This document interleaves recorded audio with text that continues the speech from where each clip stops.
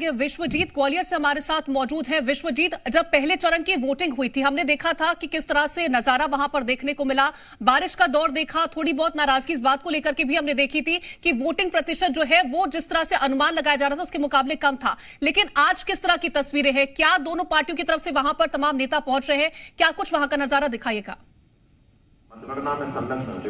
देखिए, voting percentage जो रहा, अब नतीजे उसी पर आने हैं। तो अब फाइनल जो नतीजे आने हैं उसकी तैयारी हो रही है, उसका इंतजार हो रहा है। चूंकि 9 बजे से काउंटिंग होनी है तो जो पोलिंग एजेंट हैं वो आने शुरू हो गए। काफी संख्या में लोग, अलग अलग जो पार्टी है, पार्षद हैं, उन सब के पोलिंग एजेंट यहाँ पहुंच रहे हैं। भीड़ आपको दिखाई दे रही है हमारे पीछे। यहाँ पर जो टेबल लगाई गई है उसके लिए भी पूरे जो डिस्प्ले है वो किया गया, ताकि जो भी लोग, जिन जिन लोगों की जहां पर ड्यूटी है वो वहां पर पहुंचे। और यहां पर भी देखने वाले आपको दिख जाएंगे। ये रिजल्ट अभी नहीं देख रहे हैं, ये अपना पोजीशन देख रहे हैं कि इनको कहां बैठना है। और फिर यहां से जो तैयारी है काउंटिंग की वो शुरू हो जाएगी। ठीक 9 बजे से काउंटिंग होनी है। तो सबके मन में बेसब्री से सभी इंतजार कर रहे हैं। आज सुबह भी जब मैं निकला तो चाय की दुकानों पर हो या जो शहर के बाकी इलाकों में, लोग जरूर रात की निंद्रा के बाद सुबह सुबह जगे, लेकिन सबके चेहरे पर एक उम्मीद दिखाई दे रही थी कि क्या नतीजे आएंगे, किसके पास सिटी सरकार का जो यहाँ नेतृत्व है वो जाएगा।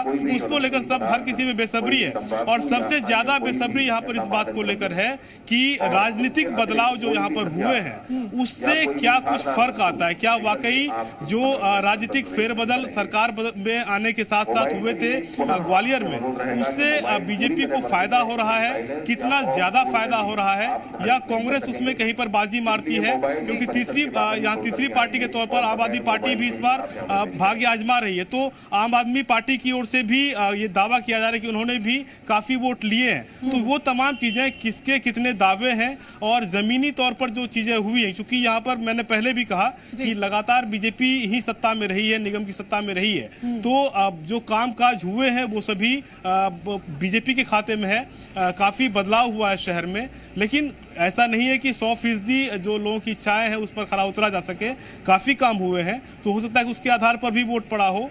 कई तमाम जो बड़े नेता हैं वो चुनाव मैदान में उतरे थे, वो वार्ड के लिए प्रचार कर रहे थे, वो महापौर के लिए प्रचार कर रहे थे। तो उन सब की साख भी अब से थोड़ी देर बाद उनके रुझान आने शुरू हो जाएंगे कि उन्होंने जो दावे किए, जो वादे किए और जो अब तक काम किए हैं उसको लेकर लोग क्या सोच रहे हैं। और ये 2023 का सेमीफाइनल जो कहा जा रहा है उसकी तस्वीर यहाँ से क्या कुछ खुलकर सामने आने वाली है।